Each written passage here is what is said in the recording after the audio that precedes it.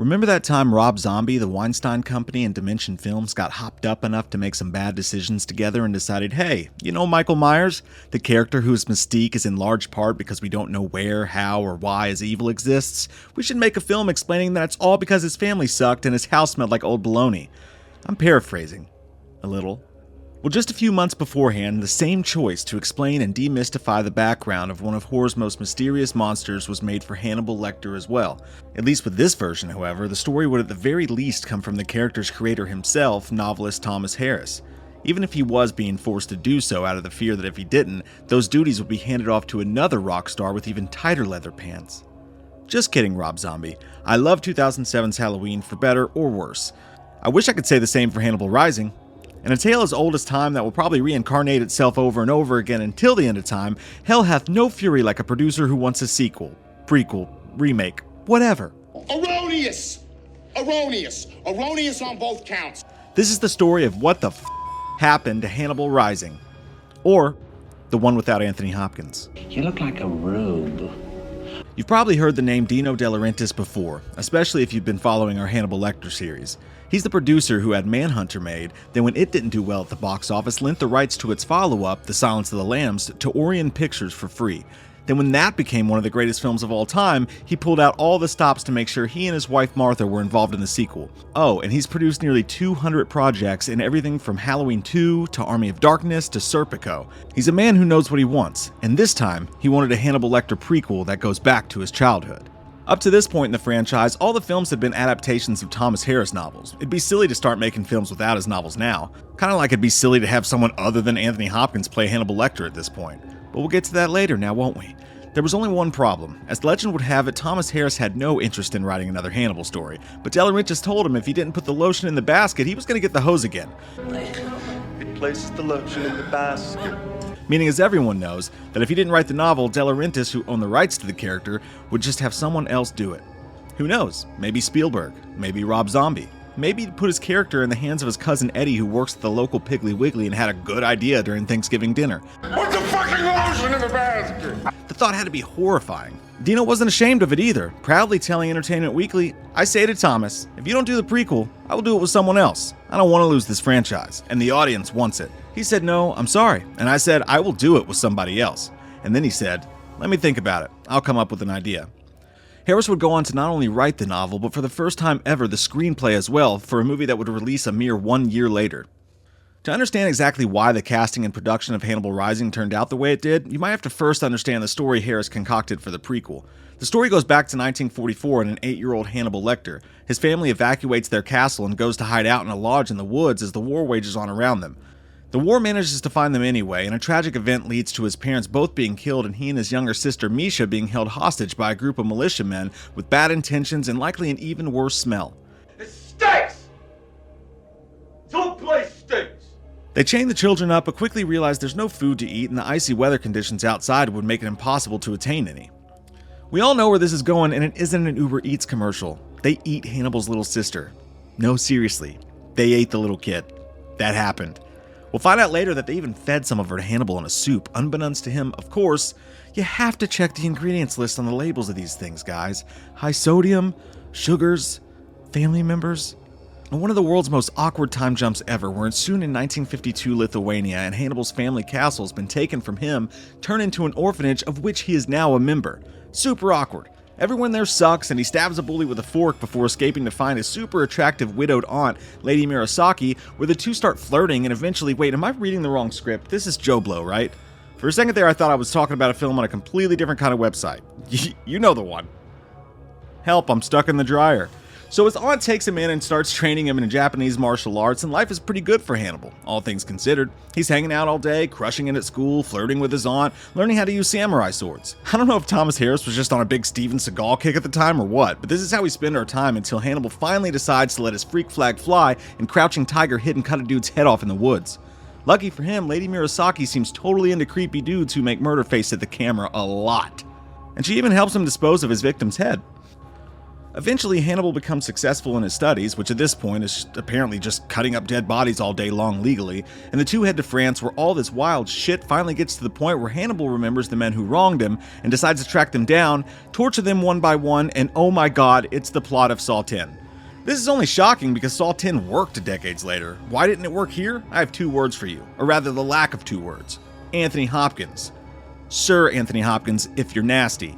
Hopkins had just played Hannibal for a 3rd time in Red Dragon, and while there's no official reason for his departure from the role online, one can just imagine that he was quite over it at this point, not to mention the vast jump in age between himself and this iteration of the character.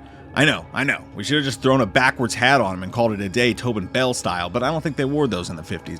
The studio did have some plans to bring in Anthony Hopkins for a bookend cameo at one point, but whether they just decided against it or Hopkins told him to go fly a kite is unknown. All we know is that it didn't happen, and a new Hannibal Lecter was cast, and Gaspard Ulliel. Ulliel was cast after a long search and screen test that included actors Hayden Christensen, Macaulay Culkin, and even Hugh Dancy, who would later go on to star in the Hannibal TV show as Will Graham. Dino De Laurentiis said he was chosen in part because they were looking for a mysterious yet charming face who could also be believable as a murderer. Thank you, I guess? Once De Laurentiis and friends watched Ulliel in the French film A Very Long Engagement, which coincidentally is what watching Hannibal Rising feels like, they were assured this was their man. They then had to convince Ulliel to take on the role, who was understandably hesitant. As director Peter Weber said, it took us a while to persuade Gaspard to do it. I have to say that he was concerned. It's a big thing to try to take on your shoulders, you know? There's a lot of people who are going to be looking at him and kind of measuring up against Anthony Hopkins. Ulliel will prepare for the audition and the role by studying Hopkins in The Silence of the Lambs, but didn't want to merely provide an impression of the character, saying, "The idea was to pick a few details from his character and then mix it into my own recipe." Ulliel was also taking a liking to some of the interests of Hannibal himself, according to Weber, who said he had sent him to watch some actual autopsies take place in a classroom, saying, "He was lit up with the excitement of having cut this body up." I realized we had picked the right man for the role. I began to get a bit worried at that point, because he came back and he enjoyed it so much that he asked to be sent back the next day. That's when I started locking the hotel door at that point. Weber was laughing when he said this, and he did not blink twice when asked if he was in danger. An astute observation has led to laughter. We are laughing. The result of all this wasn't a bad effort on the part of Ulliel, who the world lost to a tragic ski accident in 2022. You can see in the performance the attempt at certain mannerisms and personality traits Hopkins had previously brought to the role of Lecter. Unfortunately, as an audience member, it just feels like one of the biggest casting misfires of all time. None of this felt natural to the character of Lecter. What we once saw as a monster behind a plexiglass shield yet still able to make our skin crawl with the mere look was reduced to a character that was completely and utterly non-threatening even when holding a knife to your throat. It's all very, very awkward in all the wrong ways. It simply does not work.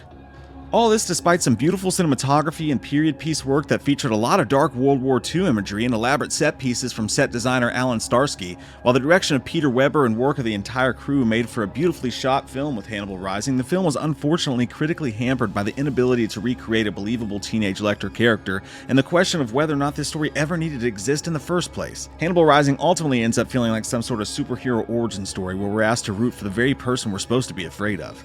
The idea was clearly to make the bad guys so damn bad that you'd root for pretty much anyone to kill them, and make no mistake, the bad guys here were well crafted.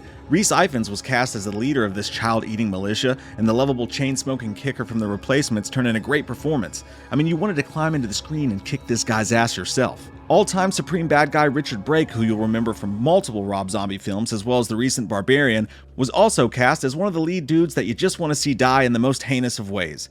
And in heinous ways, they do indeed die. From some good old-fashioned chest carving to a horse rope scenario that leads to a head popping like a gusher's fruit snack, all the workings of a good revenge flick are there, but Hannibal Rising is never able to sell us on the fact that this character is very scary, or much less that he's Hannibal Lecter.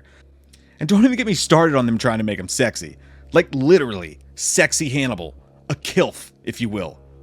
Cannibal, I'd like to you get the idea. I'd love to blame this whole subplot misfire on Bates Motel, but that version of Norman Bates wasn't trying to make out with his own mom until 6 years later in 2013. Hannibal Rising featured a constant attempt at sexual smoldering between Lecter and his aunt, who was played by the wonderful Gong Li of Mulan, to the best of her abilities. To no fault of her own, this entire situation was just uncomfortable in all the wrong ways. She's a joy to watch on screen, but when she and Hannibal are making goo-goo eyes at each other, you kinda just want to light yourself on fire and take a nosedive into a swimming pool full of broken glass just to get away from it. I mean, or something like that. It's just, that's just what popped into my head. You can make your own story. Ninja fighting, aunt flirting, children eating and all, Hannibal Rising unleashed itself upon the world in 2007. The film made $13 million on a $50 million budget in its opening weekend, coming in second place to, you guessed it, Norbit. Yep, Norbit. That stings in a special way, but Rising did end up making over $82 million worldwide in the end. Still yet, it may have provided the final theatrical nail in the franchise coffin, with De Laurentiis admitting, "It was disappointing. We haven't talked about another movie. We have to wait before I know the future of the franchise." And as we all know, the next time we'd see Hannibal on any screen would be Brian Fuller's 2013 TV show, Hannibal. The reactions weren't great critically either. Many reviewers loathed the amount of gore and violence in the film, which to me was one of its most redeemable qualities. But to each their own. Although I will say I could have used 5 or 6 fewer flashbacks of Rhys Ifans biting into a live bird while staring directly into the eyes of children. For God's sake, man, we get the point. Others bemoan that reducing all of Hannibal Lecter's psyche and motive down to a rough childhood was lazy and demystifying, to which I would agree full stop. While we watched Hopkins wax philosophical about his upbringing at times in previous films, I never felt it was quite that simple. There always seemed to be so much more to him that we'd never be capable of understanding. And Hannibal Rising just kind of says, nah, his childhood sucked and he was weird. Not quite enough. Though I do admire the work that the cast and crew put into the look and feel of Hannibal Rising, it feels as if the ingredients to make a full meal were never quite there. In the end, the franchise, you could say, ate itself. And that is what the happened to Hannibal Rising. Thanks for watching, and please let us know what's your least favorite horror character explanation attempt of all time. Remember when they made Michael Myers sleep with his own niece? Gross! Well, this is awkward now. Oh, hey, big gulps, huh? All right. Well, see you later.